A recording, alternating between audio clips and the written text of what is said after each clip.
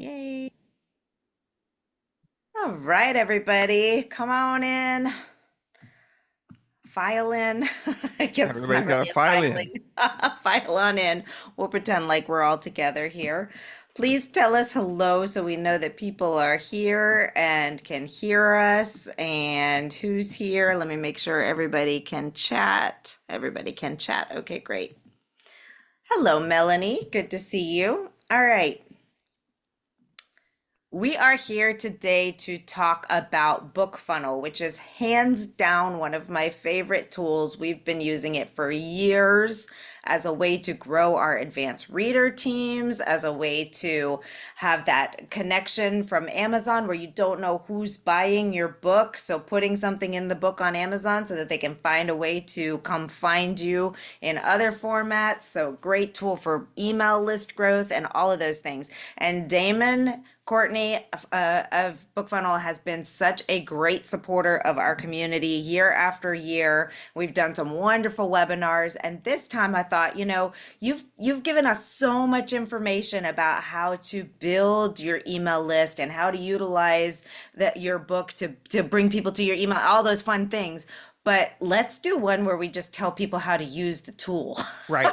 Let's just talk about BookFunnel and how to use it. So we're going basics here, and I want you, if you're already a BookFunnel user, please stick around because when Damon and I were talking the other day, he was telling me about stuff that I had no idea was happening in BookFunnel. So there's probably some things that you don't know how to utilize, and we want to make sure that you're getting the most you possibly can. So Yeah. thank you for being here, Damon. Thank you for being such a great just collaborator and community supporter, and I'll pass the reins to you. Excellent.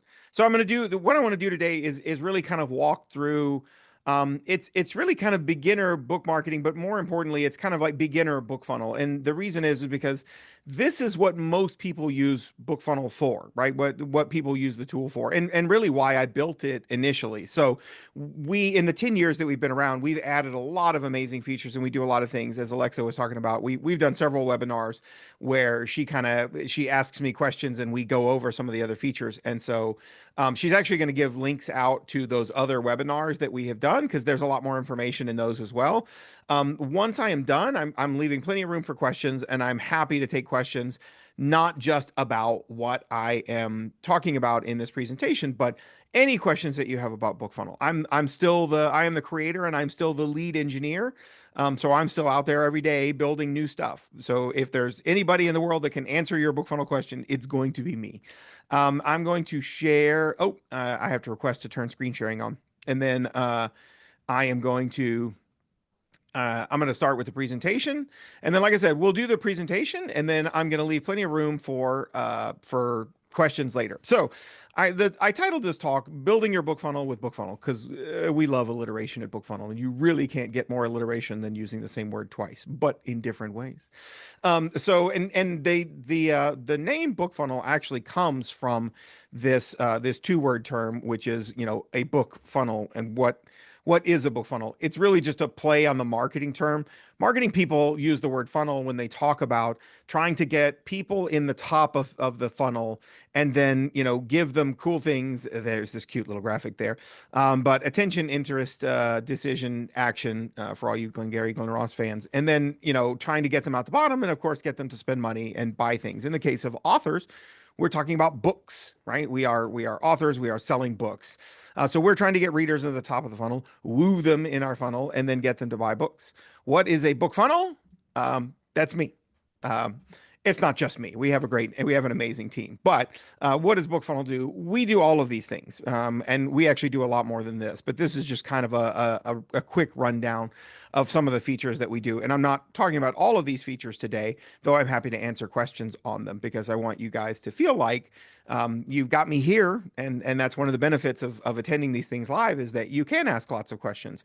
I will tell you that I have chat previews turned off and I'm not paying attention because I'm very ADHD, and if I pay attention, I'll completely forget what I was talking about. So we're talking about building a book funnel with BookFunnel. Why do you need funnel? And it's all about what we talk about a lot. You'll hear me talk about in podcasts and webinars is about the reader journey. And the reader journey is defined as, or at least as we define it at BookFunnel, is there are sort of four steps for readers. For you guys as authors. The first one is they've never heard of you, which is good news. They're like 8 billion. I don't care how big an author you are. If you're Brandon Sanderson, I don't think he's here, but if he is, if you are, raise your hand. Um, no matter what you are, there's like 8 billion people on the planet who've never heard of you as an author. So there's a lot of room to grow, which is fantastic. The next step is they've read one of your books, right? They picked it up, they actually read it. And there are plenty of times where people read a book and they go, "Oh, that was nice. I really like that book."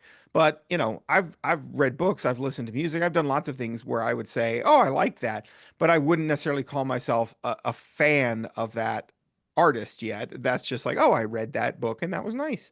The next step, of course, they become a fan, right? Fan is short for fanatic, but really, what we're talking about in the case of fans is people who are just like, "Oh, I really like that author. I really like their books. I like to read more of their books." And then finally, the last step where we want to get everybody to is becoming a super fan. And a super fan is somebody who is described as they will literally buy everything that you publish until the day you stop publishing. And that is ultimately where we want to get all of our readers to. You're not going to get them all there, right? This is why we talk about the visual of the funnel. We're going to get a lot of people in the top, and we're going to get a small amount of people at the bottom. But that small amount, those people that come out the bottom and become our super fans, they are going to buy everything that you publish forever. They're going to be the ones that back your super fancy, gold edged Kickstarter editions. Those are the fans that we want to build. And we want all those other readers too. We want the readers that have heard of us. We want the ones that just read our books casually. We want the fans, but we want to try to get more and more people to become super fans. So let's talk about super fans. Does everybody know who this young lady is? For those of you who don't know, this is Sabrina Carpenter. I'm kidding. That's Taylor Swift. If you didn't know that, you know now. This is Taylor Swift, and I want to give you a story about super fandom. So I was a number of years ago. I would have considered myself a fan of Taylor Swift. I listened to her music. I had heard lots of her stuff. I really liked her, right? I liked her music a lot. So much so that in 2023, I lamented that I did not go see the Eras Tour when it passed through Houston. I said to my wife, who was not a Taylor Swift fan, didn't really listen to her music, had literally only heard Shake It Off when my daughters would play it when they were young. I lamented that I didn't go see her when she came through Houston, and my lovely wife bought me tickets to go see her in LA on the last night, not the last night, but the last stop of her American tour. And then my wife Julie went with me. So here we are. This is us at the Eras Tour in LA. And notice, like, she looked it up online. She was like, people go like dressed up for this thing. She's like, "You want to do that?" I'm like, "No, I don't want to do that. I just, t-shirt and shorts. I'm not a crazy or anything. I'm not gonna go like get dressed up. I'm not. I like her music, but I'm not crazy." And so we went to LA. My wife, again, not a fan, really had only heard a couple of her songs, right? So not like that second step of the Swiftie journey. And then then we both saw the Eras Tour, which was just mind blowing. The woman was on stage for over 3 hours and just blew the crowd away. She's incredible. So much so that when we came back from that, we were now fans and well on our way to becoming super fans. So then, for those who don't know, and you're not a Swiftie, which I am, Taylor went over to Europe, and then she came back and she did a few more tour dates here in the States. And by then, my wife and I had both become super fans. So we bought tickets to go see her in New Orleans. And here we are in New Orleans. Now, notice the shift. We've gone from fan to super fan at this point. This is literally a journey in pictures. My wife made me, that is the red Reputation bodysuit that my wife made for me. My wife also bedazzled every single little rhinestone on that blue jacket that she's wearing, which you can't see. But she's got a midnight bodysuit underneath. If any of you are Swifties, you'll know what these things mean. And if not, that's okay. Just know that much, much work went into all of this because we are Swifties. We are Taylor Swift super fans, so much so that I had her make me the red Reputation bodysuit so that I could wear it to New Orleans. And then we also, because we're Swifties now, we also went and saw her in the last stop of her tour on the last night in Vancouver. And for those of you who are Swifties, and if you're curious, yes, I also have the Reputation bodysuit in gold. So, how do you make super fans, right? This is, we would all love to have. Now, first of all, Taylor is masterful at making super fans. And that's if you want to study in how to build super fans, you could do a lot worse than looking at what she does. But how do we as authors go out and make super fans? With cat pictures. No, it's not true. With stories, right? Although cat pictures don't hurt, they never hurt. It's a great thing because you write stories, and of all the things that Taylor Swift does to make super fans, one of the biggest things is like she gives them great music. She's always putting out new albums. She's always putting out new music, and that's what, as an author, what we need to do. We're putting out stories because that is how we build super fans in our world. So I'm going to give you a quick plan of action and what we're going to talk about, but I'm not going to go over each of these bullet points, but I do want you to see kind of what we're going to talk about as we roll through this talk. So take a look at that for a second. And then we're going to roll right into step. I'm going to hit each of these individually. So the first step is finish your book, right? This one I hit on all the time, anytime I'm giving a talk. If you don't have your first book done, you have nothing that you can sell anyone. So before you get into the rest of the stuff, do not come away from this and say, Damon from BookFunnel said that I need to go build a mailing list. No, Damon from BookFunnel said you need to finish your book first. I am a world-class procrastinator. I will absolutely do anything except the thing that I'm supposed to be doing right now. But right now, if you don't have a book done, you need to finish your book. And then, if you've finished your book, the next thing that you want to do is you're going to write a reader magnet or a lead magnet. Now, I'm going to differentiate what those two things mean because they actually use the terms not interchangeably. So, a reader magnet is a story, a novella, a short story, something that you've written that is going to draw in a reader to subscribe to your mailing list after they've already read one of your books, right? So this is a reader. They already have you already have them sort of, they're on the second step of that reader journey. And it gives you the reader magnets. I'm going to give you examples of both of these. Reader magnets can be a much better call to action, which is another marketing term, at the end of your published books. Where a lead in marketing terms is literally somebody who might be interested, but they're not there yet, right? They haven't bought your products. In the case of us, they have not read one of your books, but something attracted them to maybe check you out. So lead magnets are great for drawing in new readers who've never read your books. And again, the goal is we're trying to get them onto our mailing list. We're trying to get them into our ecosystem, but the mailing list is going to be the most important piece of that. Leads are cold traffic. They don't know really who you are. They've seen your book cover, they've read your book description, they looked at your tagline, and something about that was exciting for them and said, "Oh, that sounds good. I want to check that out." So once you've got your book done, and if you already have books out there that are published, great. You can ignore that first step, and you can move on to the next step. But the next step is going to be to write a reader magnet. This is the thing. The reason that we want a reader magnet is even after you've finished writing the book, but even before you've published that first book, is so that any readers that come in initially and then read to the end of your book are going to have a call to action, a place they can go to then sign up for your newsletter. That's where we want to get them, because at the end of the day, you don't know where your readers are going to come from. You don't know. Your book might take off, but through no action of your own, you might get lucky and strike lightning and take off. And if those readers are coming into your book, you want to make sure that you're capturing as many of them as you can. And this is what a reader magnet can do for you. So let's talk about what makes a great reader magnet. First one up is short stories, right? They're quick to write. They're part of your world. There's a lovely little Little Mermaid earworm for some of you. And then a short story, it really only has to be a couple thousand words. It doesn't have to be super long. It can work as a lead magnet if it is written correctly, but we'll talk a little bit more about what makes a great lead magnet in a little bit. The second one is bonus chapters. Just like a short story, they're quick to write. You don't need to spend more than 1,000 or 2,000 words on a bonus chapter. They're an easy custom reader magnet for every book. So if you were writing your books in a series, if you were writing your books in World, you could literally write a little bonus chapter at the end of each book. And each book, no matter where readers come into your series, no matter where they come into your world, they have an opportunity to get on your mailing list and get there so that they don't escape your funnel.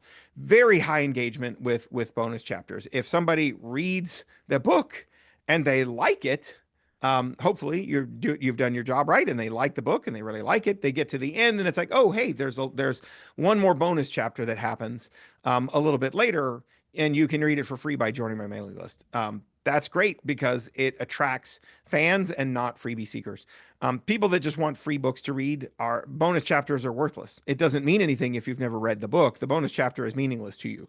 But for those who read the book and liked it, it becomes self-selecting, right? So people that get on your mailing list have a couple of really good things going for them. One, you know they read your book because they wouldn't have gotten this bonus chapter if they hadn't already read your book. So that's a good piece of data to have. I know that you already read one of my books. If not, if I do a bonus chapter at the end of each one, I know exactly which book you read.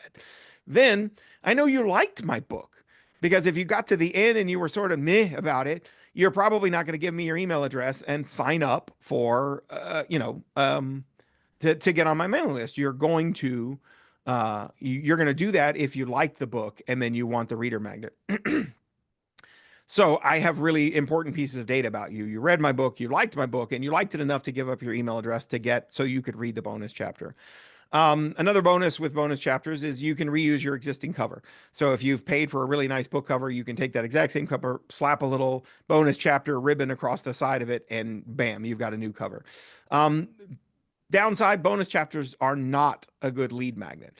Again, leads are people who've never read your books. This is a bonus chapter to a book they've never read. It's not valuable to them. So if you're writing bonus chapters, they are the best reader magnets that you can make, but maybe not the best use of your time if you're short on time. So and then finally, the last one that we'll talk about is prequel novellas, which are just what they sound like. So novellas, it could be a prequel short story too, but you really want to spend about 8,000 words on this if you're going to do a novella. You want it to lead into your existing books or your series. So you want it to end, maybe not on like a really big cliffhanger, but you certainly want to leave open a question that says, why do I want to read the first book of the series? Why do I want to jump into that? Series readers love more story. And so prequel novellas work great, even if they get to the end of book one and it says, hey, find out what happened before book one.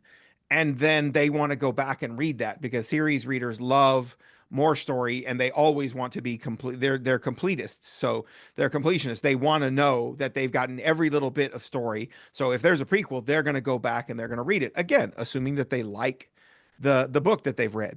And then prequel novellas can work as lead magnets as well, because if it leads into your existing series, then that means I don't have to have read any part of the series in order to enjoy this book. So you can write the prequel novella and use it as both a reader magnet and a lead magnet.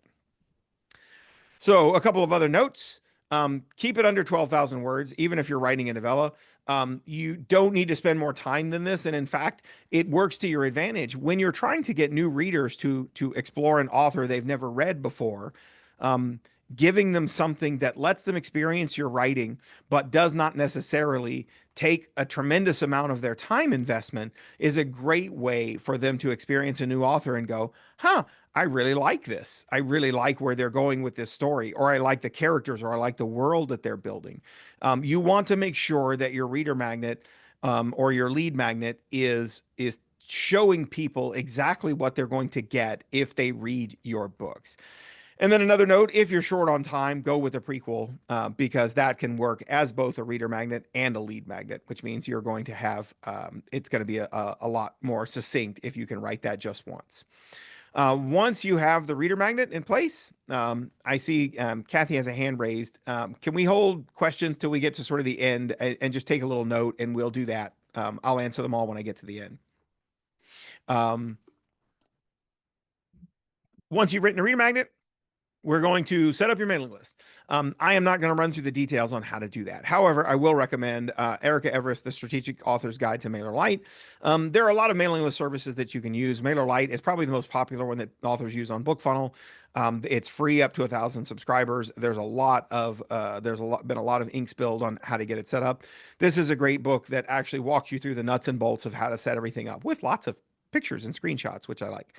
And so you can pick it up on Amazon and all other places for just a couple of bucks. The next thing you're going to do once you have your mailing list set up, you're going to write your welcome email. Again, I am not an expert on this, so I'm not going to provide a lot of advice on how and what you should include in your welcome email, but I will recommend the Newsletter Ninja by Tammy Labrecque. Again, it's also a couple of bucks. You can pick it up on just about any platform. And it's a great book that specifically does not talk about how to set up a mailing list. It is not a nuts and bolts book. It is a book that teaches authors, because it's all about authors. It teaches authors how to set up, how to talk to readers without sounding super salesy, which is great because if you don't have that skill and you haven't learned that yet, it's a really good skill to learn. So I highly recommend this book. Once you have done those, you've got a mailing list set up, you've got your welcome email written. You're going to add a call to action to the back of your book before you publish. If you've already published, that's okay. If you're indie, we can go back in and we can edit your books and you can just add a call to action. You can push them back out there. It's no problem. But the reason that we want to make sure that this call to action is in place before you publish is, like I was saying earlier, you don't know where those early readers are going to come from. And so no matter who they are, if they get to the end of your book and they liked your book, we want to make sure that we have every opportunity to get them onto your newsletter, because that's how you can continue to move them through the reader journey and how you can sell more books to them later. At the end of the day, it is about selling books, right? We don't like to talk about that because it makes us sound like we're smarmy salesmen rather than artists, and writers. But the truth is that unless you're writing a memoir for your family, you're probably here because you want to sell books. And so we have to do that. But there are plenty of ways to do it without being super smarmy or super salesy. But you want to make sure that at the back of your book, they get to the end of the book, they liked it, and it says, hey, join my newsletter. You can get this reader, you can read this short story, you can get the prequel, you can read this bonus chapter. And then once you've published, it's time to start finding new readers, right? So once we've got the book out there, you're already working, you've emailed everybody that you already have on a list, you've told everybody, all your friends and family on Facebook, but you're going to have to start building a reader list. You're going to have to start finding those new readers.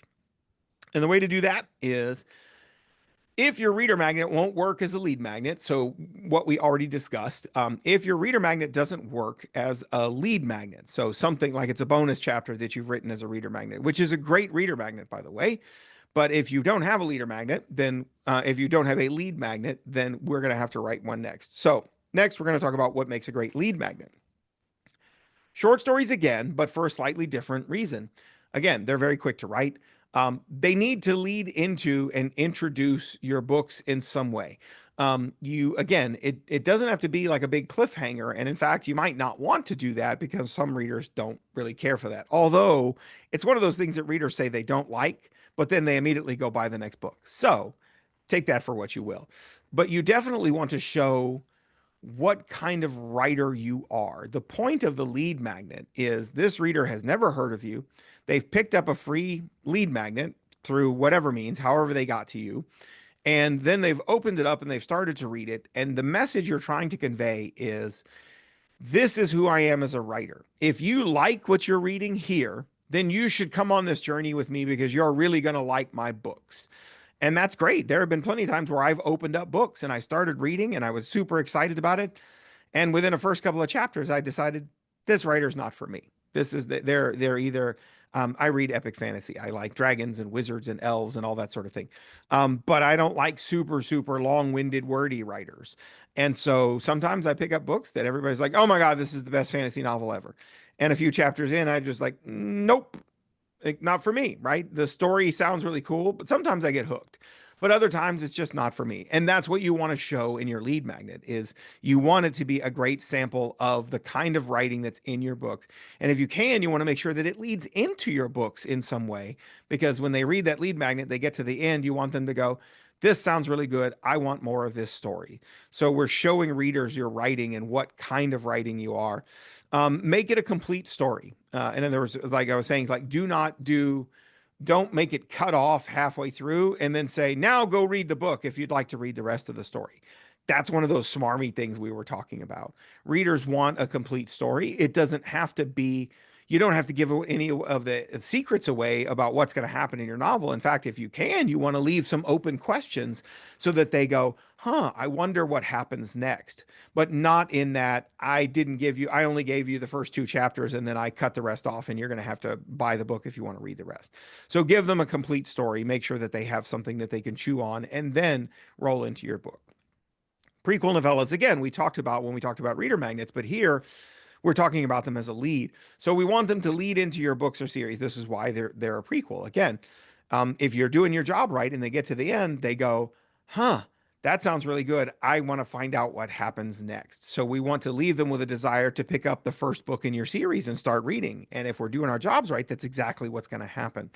And this is, I talked about this already, but novellas don't require a huge commitment from new readers. If they've never heard of you, this is the first time they're experiencing your books, they may not want to pick up a huge, I mean, in fantasy, of course, like they're gigantic doorstopper novels. Brandon Sanderson, who I am a Brandon Sanderson super fan, by the way, he writes 400,000, 450,000 word books. If you've never read any of his books, that's a very big ask, even for a super fan. When I read the first book of his Stormlight Archives series, which is about 420,000 words, I had it on my reader for probably 2 years, and I kept looking at it and going, oh, well, that's a really big book. Okay.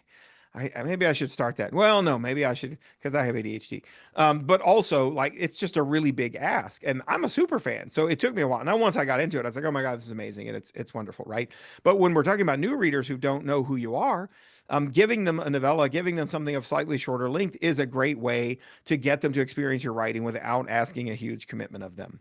Um, some don'ts for lead magnets. Don't use bonus chapters or deleted scenes. Those are fantastic for fans and people that have already read your book. So for reader magnets, they don't work for leads, for people who've never read the stuff, because they don't know anything about your books. Why would they want a deleted scene? Who cares? Why would they want a bonus chapter? And the other one is, don't use a cheap cover. I know the temptation is because you're giving this thing away for free that you just want to slap up a cheap cover on it, except that this, for a lot of readers, is the first time that they've ever encountered you as an author. They have no experience with you. You want to put your best foot forward. You want to make sure that everything about it looks professional and that when they get there, they're going to be like, oh, this looks like a great book. I want to check this out. So once you have a lead magnet, you're going to join BookFunnel group promos. This was to get to the slightly self-serving part of the talk, but I hope also helpful because you're here to learn about BookFunnel. BookFunnel group promos allow you to work with other authors in your genre, or genres. So if you go to BookFunnel and you browse the promo board, you can narrow it down to the genres that you write in, and you can find promos that are recruiting right now, looking for other authors that write in the same genres. And so that we can all share together, we can share our books and find new readers. We want to get your books, your book and my book, and all of us in this promo, we're all trying to get our reader magnet or our lead magnet, and therefore our books in front of readers who've never heard of us. But more importantly, we're trying to get them in front of the right readers, which is to say, the way promos work is, let's say you and I and 28 other authors that write small town romance all join in a promo together, and we all agree that each of us is going to share with our mailing list. Some of us have big ones, some of us have small ones, some of us don't have a mailing list. That's okay. Collectively, between the 30 of us, we have a lot of readers that read our stuff. And more importantly, everybody in this promo, all of their readers, guess what they read? Small town romance, because that's why you're here. That's why you're joining this promo. So your readers read small town romance, and so do mine, which means we're getting them in front of the right readers, the readers that read exactly what you're writing. But more importantly, they're not just readers who read what you write. They're also readers who like to be on authors' mailing lists, and they like to click links in emails that authors send out. So every single reader that you can get your book in front of in a group promo is a reader who potentially could fall in love with your books and eventually move down that reader journey to become a fan or a super fan. And using these group promos, you can build a small but loyal list really, really quickly. And promos are really where you want to start. And it's why I mentioned it first, because most of the organizers, group promos on BookFunnel are organized by authors just like you. BookFunnel does have some that we organize ourselves, and you're welcome to join all those. We welcome everybody. But most promos on BookFunnel are organized by authors just like you. And they are very welcoming to new authors. So if you're just starting out, you don't have a list yet, that's okay. Come on in. We want you to join. We want you to find new readers because eventually your books are going to be out there and they're going to be great and you're going to be bringing readers in. And we're all going to share together because we're all writing in the same genres and we're all looking for the same readers.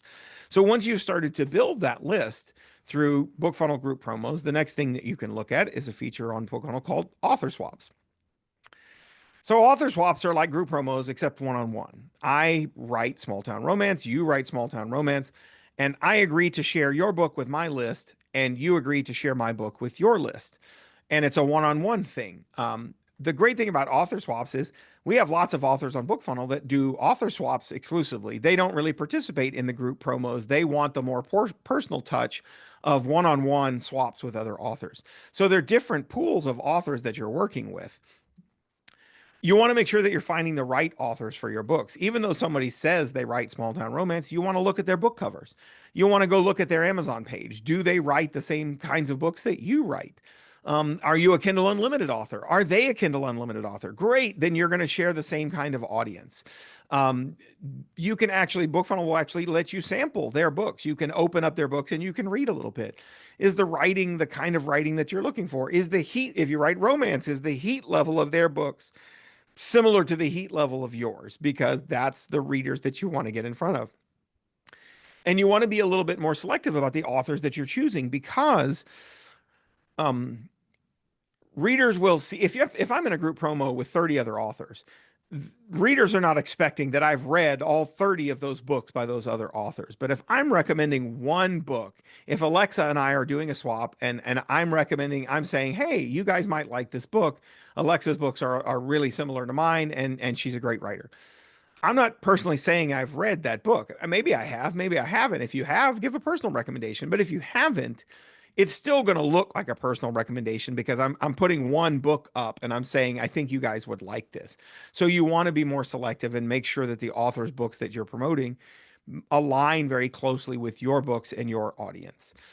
And then before you can start really doing author swaps, you're going to need something of a list. Most of the authors on BookFunnel don't want to swap with an author who can't reciprocate in some way, which is why I talk about joining group promos first and building up a small list so that you can then also, you don't stop doing group promos. You can continue to do those a few every month while you're also looking for individual authors that you can swap with. And it's all in the name of, it's all a numbers game. It's all a funnel, right? We get the more people we get in the top, the more people we get out the bottom. Not 100%, but the more in the top, the more that are come out the bottom. And so the reason that you're doing all of this, the reason that you're doing group promos, the reason that you're doing author swaps is, and the reason I say this is how you want to start your beginner marketing is because you can start your marketing with promos and author swaps and you can learn from these at a very low cost. BookFunnel is very inexpensive as compared to all the other ways that you could possibly promote your books. And so you can really perfect your funnel before you start paying for paid promotions or advertising or anything else. And what I mean is, if you join a group promo and you've got, let's say you're in a promo with 30 other authors, you can go and you can see of those 30 other authors, 3,000 readers have clicked on this promo. And looking at all the other authors, you can look at all their book covers. First thing you want to do, does my book cover look like theirs? Does your book cover look as good as the rest of the book covers that are in this promo? And then what's even better than that is as the promo runs, you can go and look and say, okay, every other author in this promo is getting an average of 100 clicks on their book cover. Meaning when readers land on this promo page, BookFunnel shows all the book covers and they're random, right? They all get randomly sorted every time a new reader comes through. So every time your book has a chance to be at the top or at the bottom. So nobody's being favored as these readers are coming in. But if you're looking at the promo stats and most of the authors are getting an average of 100 clicks on their book cover and yours is getting an average of 15, there's a problem with your book cover, right? Those numbers alone tell you that there's a problem with your book cover. because you can see that everybody else is getting these numbers and you're getting these numbers. You need to go look at your book cover and ask yourself and be really honest. Is your book cover as good as the other ones in this promo? If not, that's where your clicks are going. That's why no one is clicking on your book cover. They're clicking on everybody else's book covers. There's no limit. A reader can click on as many book covers as they want in a promo. So if they're clicking on everybody else's and they're not clicking on yours, then they're not getting your book cover is not converting. It's not doing its job. If you look, let's say that you are hitting the numbers everybody else is. You're averaging about 100 clicks in this promo, and it looks about like you're in line with everybody else. But 100 people clicked on your book cover, which then pops up your landing page. This is the landing page that BookFunnel draws. And on there, it has your book's tagline, your title, a big button that says get my book, or whatever you want it to say. And then that's where they sign up and join your newsletter to get a copy of that book, to get that lead magnet. Now, if you're getting 100 clicks, you know that you've had 100 clicks on that book cover and only 5 people have signed up. That's a really low number. That tells you your second piece of information. Your book cover is doing great. Your landing page is not. Your landing page is not converting readers once they clicked. So your book cover looks awesome. But then on the next page, it says, get a free copy of my book, which is not a great offer. It's not a great tagline. Not when you could use something way cooler like in space, no one can hear you scream, which is the tagline for Ridley Scott's Alien, or just when you thought it was safe to go back in the water, which was the tagline for Jaws 2. Like that's a way more compelling hook than get a free copy of this book. So if 100 people click on your book cover and only 5 decided to get a free copy, your landing page, your book description, your tagline, something is not working. So you fix that and you keep trying, right? You keep joining more promos until you get those numbers higher.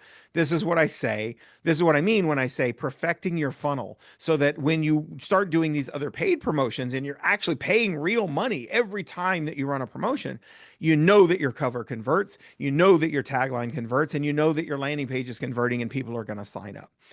Once you have that funnel working, all the wheels are greased, then you can start looking at paid promotions. There are lots of services out there that you can use for paid promotions. These are just a few that I'm listing to kind of show you what is out there. And all of these are going to cost you money. Not a lot of money. Most of them are going to cost you between $40 and $80. And they can be a great way to get your book in front of new readers, to take your lead magnet and get it in front of readers who've never heard of you, which is all the name of the game. But you're going to pay for these, right? Each one of these is going to cost you money every time that they run it. So you want to make sure that you've definitely got your funnel converting in all the right ways before you step into something like this. And then once you started doing some paid promotions, of course, finally, the last big hurrah is moving into actual ads. And what we're talking about are these guys: Facebook ads, Amazon ads, BookBub ads. These things are fantastic ways to light money on fire. If you don't know what you're doing, it's exactly what's going to happen.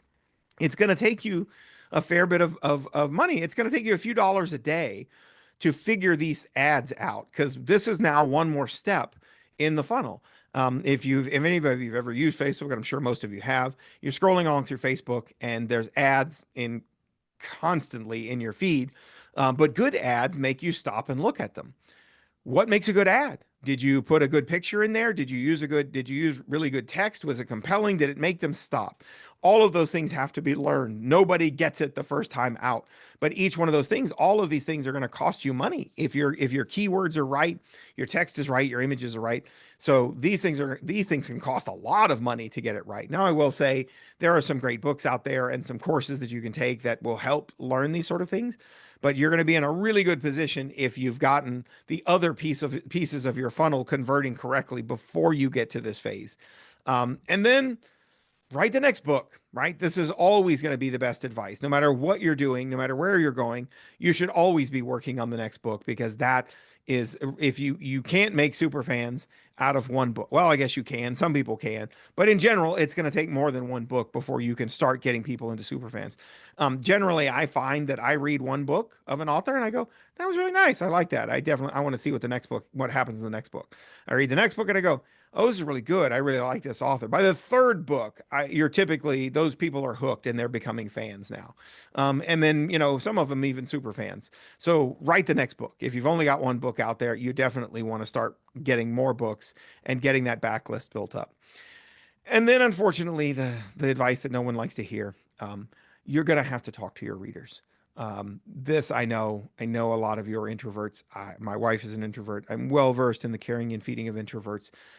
This is the biggest mistake I see authors making when they join BookFunnel. They join BookFunnel, they start doing group promos, they start building a list. They've got 500-600 people on their list. They start doing author swaps. They've got 800 people on their list, and they never email them. They only email them when they have a new book. And that's the worst thing that you can do. Go read Newsletter Ninja. Tammy will beat some sense into you. She'll tell you exactly. You have to be emailing them. Once a month is okay. This is not you don't have to weekly. You don't have to send them an email. Please don't send them an email every day. Once a month is fine, but you do have to talk to your readers at least once a month. Don't just talk about the next book. Readers want to hear about the next book. So if you're writing book 2 or book 3 of your series, you want to talk about how great it's coming along. You're so excited for everybody to see it, but don't let that be the only thing that you ever talk about.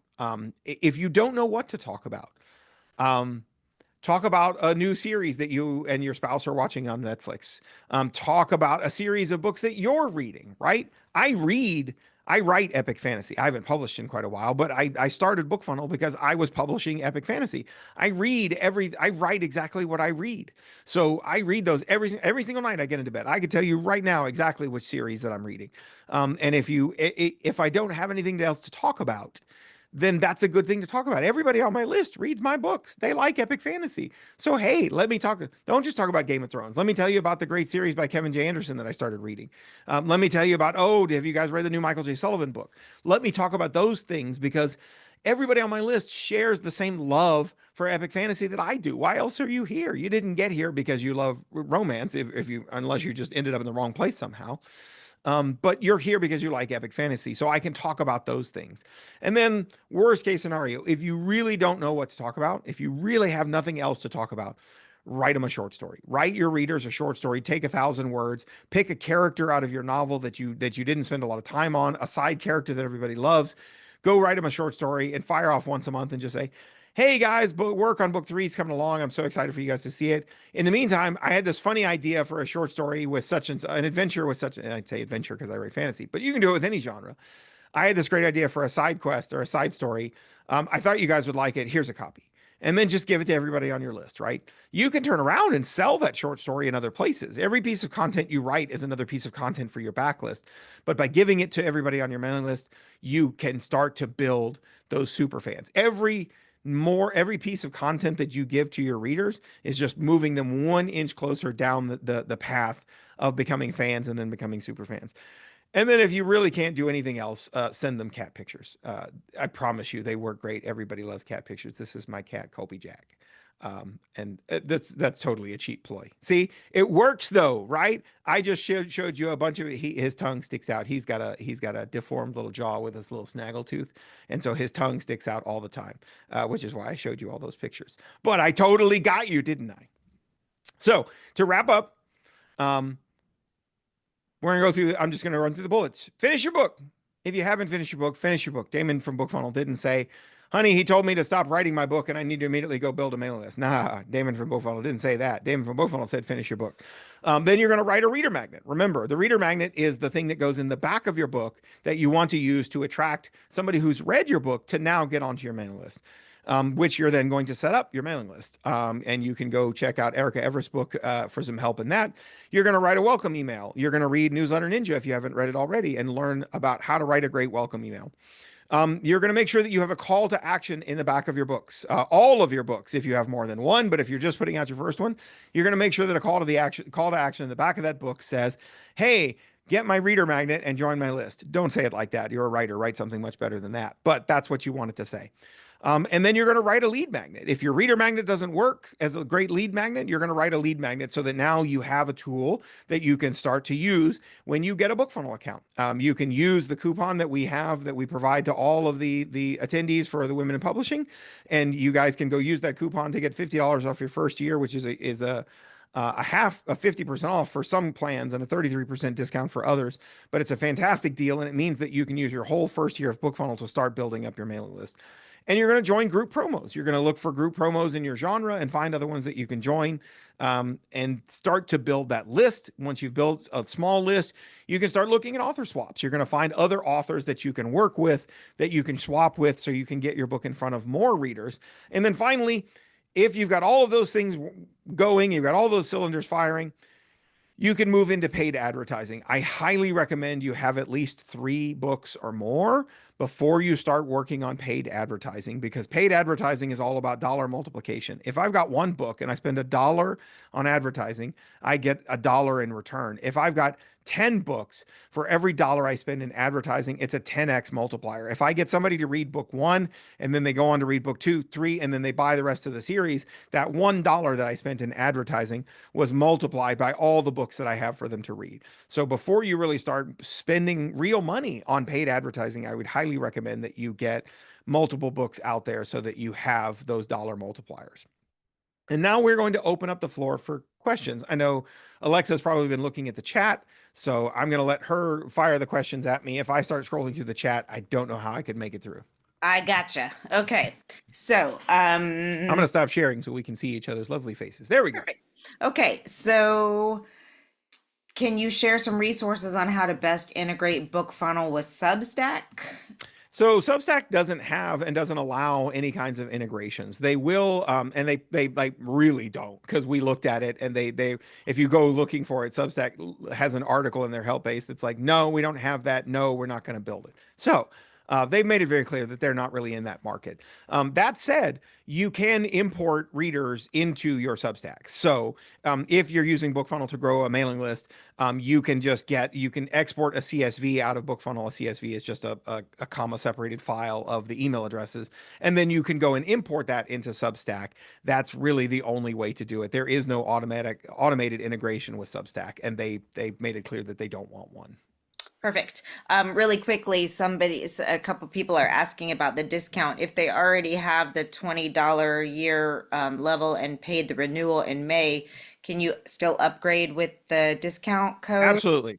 BookFunnel's rule is, if you've never signed up with a discount, a coupon with us before, we will honor it on your account. So even if you've been with us for 5 years and you've never had the discount, we're happy to honor the discount. All you have to do is email support@bookfunnel.com, and just let them know that you have the Women in Publishing coupon and that you'd like, and they will get you over to billing, and we'll take care of it. Support@bookfunnel.com. Yep. Okay. And yes, Megan, it does integrate with Kit. Yes. Oh yeah. BookFunnel uses Kit personally for our mailing list. So yeah, we love Kit. Woo, woo, I love Kit Which too. was ConvertKit for many years, and so I I still have to know. remind myself that they changed the name. But yes, we absolutely integrate. I have to, every time I write anything about it, I have to go back and change it from ConvertKit. All right. Is a prequel novella worthwhile for standalone books? Yeah. So the thing is that standalones can work. I mean, readers still love to read standalone novels. The hard part that you have is, I know a lot of authors that write standalones that can't come up with what the prequel would be. So what we want is, what you don't want to do, and I will tell you this from 10 years of experience, readers, unless they're already a super fan, readers don't want to read a sample of your book. Let me preface that. Unless it's nonfiction, right? This works great in nonfiction. If you have a book on how to ride a bicycle and you want to give people the first 3 chapters to show them that, oh, this is a good book, that works in nonfiction and people don't feel like it was a scam. If you offer up and it sounds like you're giving people the book and instead you're only giving them the first 3 chapters, they feel like they got the rug pulled out from under them.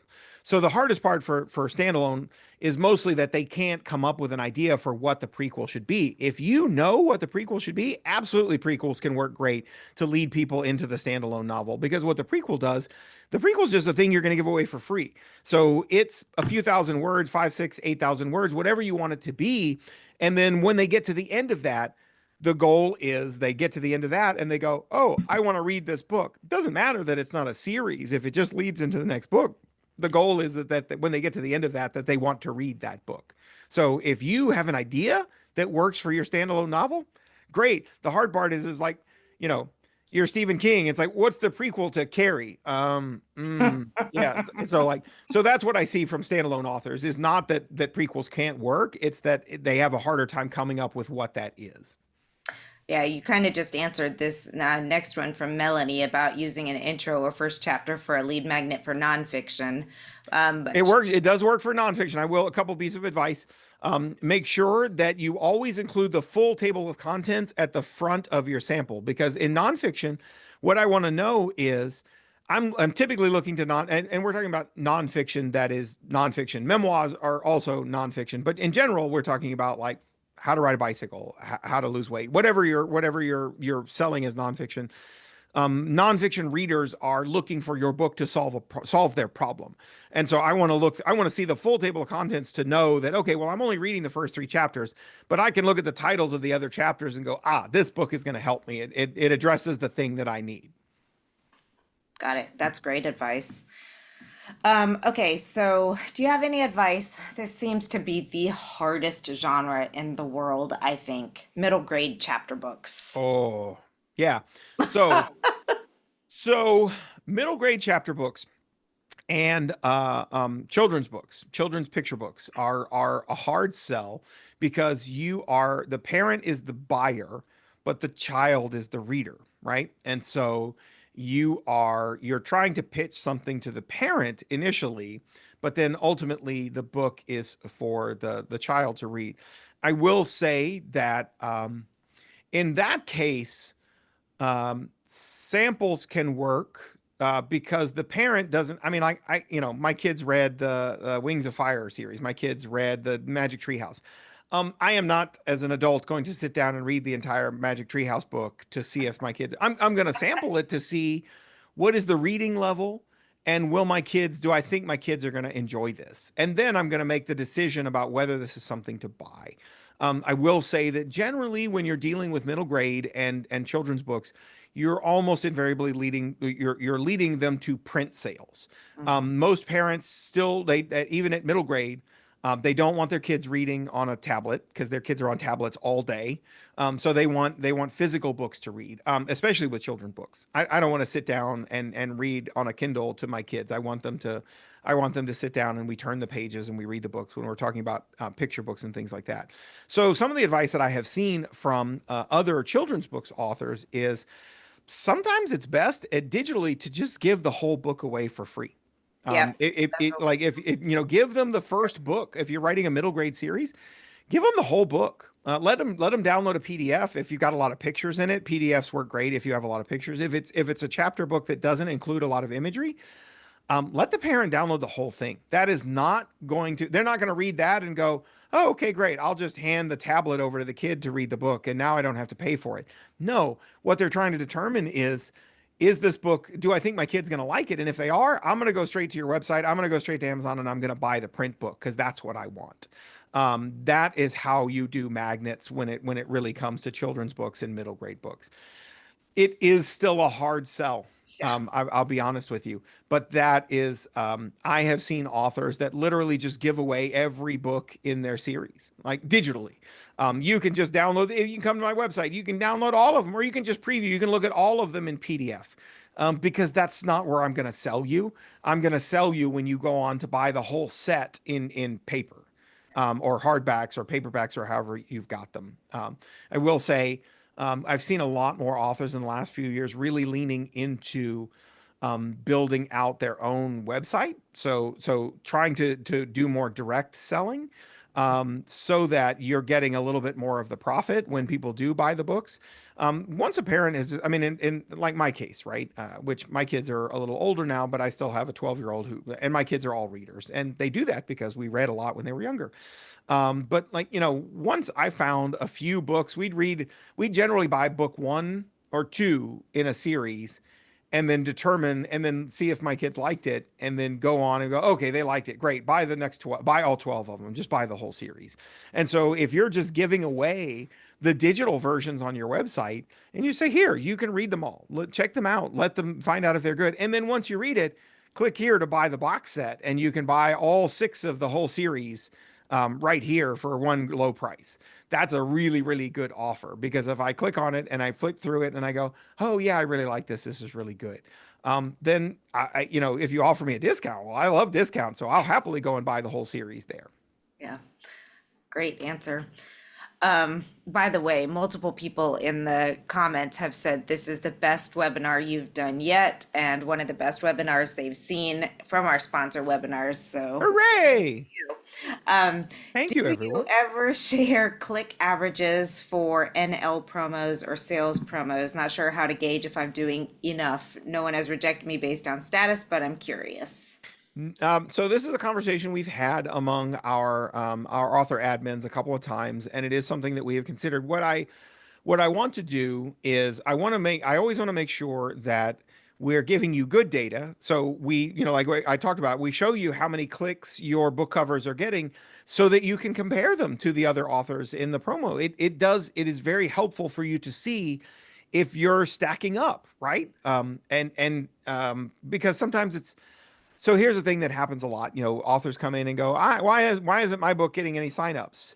And then we go look, and the answer is your cover is terrible. But I can't tell you that. I feel awful saying that to people. I don't want to tell you that your cover is terrible, but that's the truth. I'm looking at your promo. I'm looking at your cover in the promo, and it's like immediately obvious that it stands out in not a good way. And so we opened up those numbers because we want you to be able to see that. And yes, we've had internal discussions about maybe we should be showing authors how many claims which is the other number that you're talking about, how many claims the other authors in this promo are getting, so that you can see, am I converting, right? If everybody else is getting, say, 50% conversion rate and I'm getting 10, I'm way behind. I'm doing something wrong, right? And so that has come up many times. We have to balance everything with what we think is not a it's strong to say a violation of privacy, but we're always very careful with the data that we share with our authors about other authors on our platform. Your data is always yours, right? We share with you everything that's going on in your BookFunnel world. How many clicks you're getting, how many views, how many claims, what your conversion is, how many downloads, all of those things. You have all of those numbers to yourself. But we want to be very, very careful when we're sharing any of those numbers about other authors, because we value the privacy of our authors very, very highly. And so I want to be able to share. So we're looking at maybe we could share the numbers with you, like almost sort of like a ranking, how you're stacking up with the other Yeah. authors. So not telling you, because what I don't want is, hey, I'm in this great promo with Alexa, and Alexa has 300 people that have claimed her book. Well, that's a piece of data that says that Alexa's getting a lot of people on her list. And that may not be a piece of information that she necessarily wants the rest of you to know. And so we want to be really careful with that. But I would like to be able to show how you're stacking up as compared to the other authors, so that you do have that information and you can see, man, my book's just not converting. My cover's doing okay, but there must be something wrong with my landing page, because people just aren't signing up at the same numbers that they're signing up for everybody else. So Right. yes, it's a good question. It's one that we've gone round and round on a couple of times trying to come up with a way to do that. All right, I'm gonna ask one last question, but I want to make sure that everybody saw the link. I'm gonna drop it one more time in here so that you can go straight. It's very easy. womenandpublishingsummit.com/book funnel. Go over there, even if you're already a BookFunnel member, because several of the resources that Damon talked about, you can get there for download as well. Mhm. But the other thing I really want to tell you about is BookFunnel has an amazing webinar series and podcast and all kinds of information on your website for people to learn all about BookFunnel, all about these things. So definitely head over to their website and look at that. You'll get there's so many questions we can't get to today, but I assure you there are answers in their wealth of materials available to you. It is a podcast and a webinar series, right? Or is it just the Yeah, yeah. no, we do we every once a month we do multiple webinars. We do an orientation and several webinars. We call it BookFunnel Live, and then we also have a YouTube channel and we have a podcast that goes out every week. We try to be all over the place. We're very big on education and trying to help authors grow their list and sell more books. That's what we're all about. Okay, so yes, and it's everybody every time we talk about BookFunnel, somebody's always like, "Oh my gosh, I just watched their webinar yesterday and it was so great," and blah blah blah. So you've definitely got super fans. I'm one of them. But okay, Fantastic. I think this is a great question to end it with because we haven't talked a whole lot about the author swaps, but I have 220 readers on my mailing list. Is that big enough number to do an author swap? And what advice would you give to this person if it's not? If you join some more, so I think 220 is fine. One of the great things about author swaps, one of the features that we built in that I really like is if you're just browsing other people's swaps, so you can browse the swap board and see what other authors are offering and say, oh, I want to swap with that author. And then you request to swap with them, and then they either accept or reject your request. A lot of times they'll reject and say, sorry, your list isn't big enough. Oftentimes they will say, what list size they're looking for if you want to swap with me. So you can browse through that and find authors that are willing to swap with you, or that just don't mention list size. But the other thing that you can do is when you request to swap, or you can put up your own swap where you can put yours on the board and say, here's what I'm looking to do. I promise you there are other authors out there that have lists your size that are also looking to swap. Right? It's not just huge authors. They're out there, but there are lots of smaller that have smaller lists as well. But one of the things that you can do is when you request a swap, you can say, BookFunnel lets you put in, okay, I'm requesting to swap with you, and I am offering either a mention, meaning like I'll mention your book in my newsletter along with other promos and other things that I've got going on. I'll feature it so that I mention other things in my newsletter, but I'll put your book at the top. You'll be the featured thing that I talk about in my newsletter, or an exclusive. I will link to your book and nothing else when I send out my newsletter. If you're still working on building up your list, offer an exclusive. They might be a larger author and they're only offering to mention your book in their newsletter, and they might mention 4 other books. So you might be in with some other books, but they've got a really big list. So that's still a chance to get your book in front of a lot of readers. Whereas you're saying, hey, listen, I know my list is not as big as yours, but yours will be the only thing that I'm going to exclusively talk about your book when I send out my newsletter. So I may have a smaller reader base, but they're not going to be distracted by other links. I'm only going to talk about your book. And oftentimes that can be enough to where somebody who has a list of say 1,000 readers is willing to swap with somebody who only has 220 on their list, because they're like, oh, well, that sounds good. As long as I'm the only thing mentioned, that's still getting me in front of some new readers. So, and then worst case scenarios, you ask, most authors are really kind. They will reject and say, I'm sorry, I'm really just looking for authors with a bigger list. Or, your book looks great, but the cover, I looked at the cover and I don't really think it's right for my audience. You'll get feedback from the other authors. Most of them don't just reject you and like, nah. Like they'll generally tell you, oh, I'm really looking for this. Or they'll tell you up front, your list must be at least 500 to request the swap with me. Awesome. I just realized it looks like I'm trying to voodoo mind trick people into it when I drop that link. You're going to sign up for a BookFunnel account and get your discount here, womenandpublishing7.com/BookFunnel. When I posted it the first time, it was with your list of 10 things, and it's like, you're going to do this, you're going to do that. So I was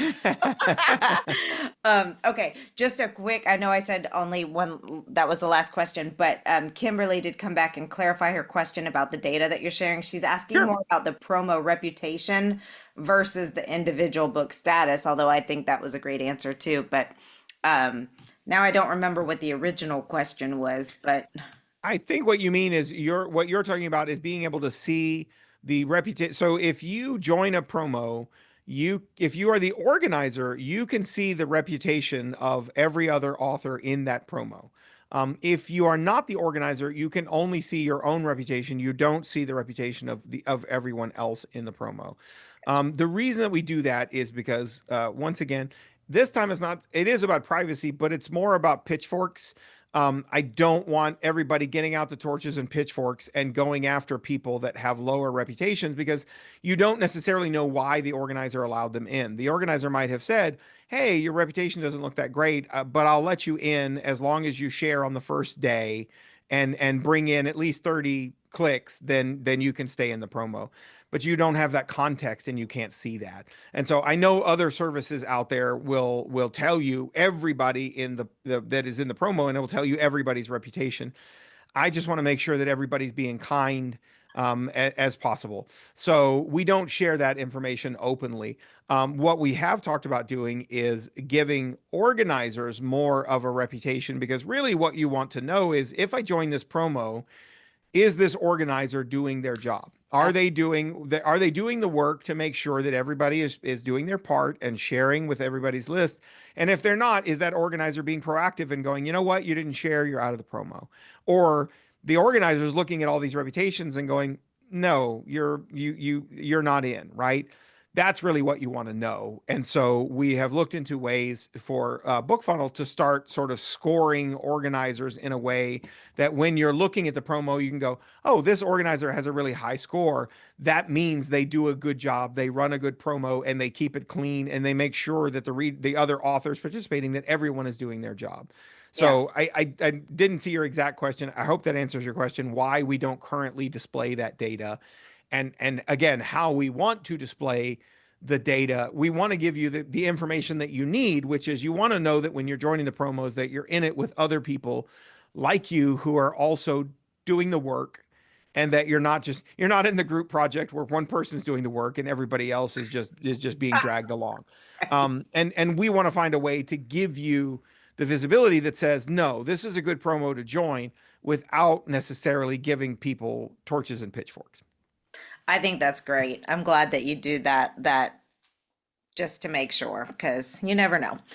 All right. Well, I'm sorry if we didn't get to your question, but again, go to BookFunnel's website, go look at their webinars, the podcast, all the things. There's so much information for you.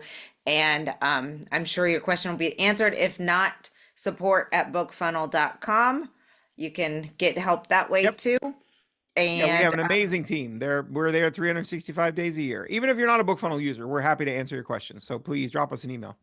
And if you're going to Author Nation, he and his team will be there. You can meet him, see them all in person, standing up. He's very tall. I don't look at sitting down, but yes, I'm very large. Tall.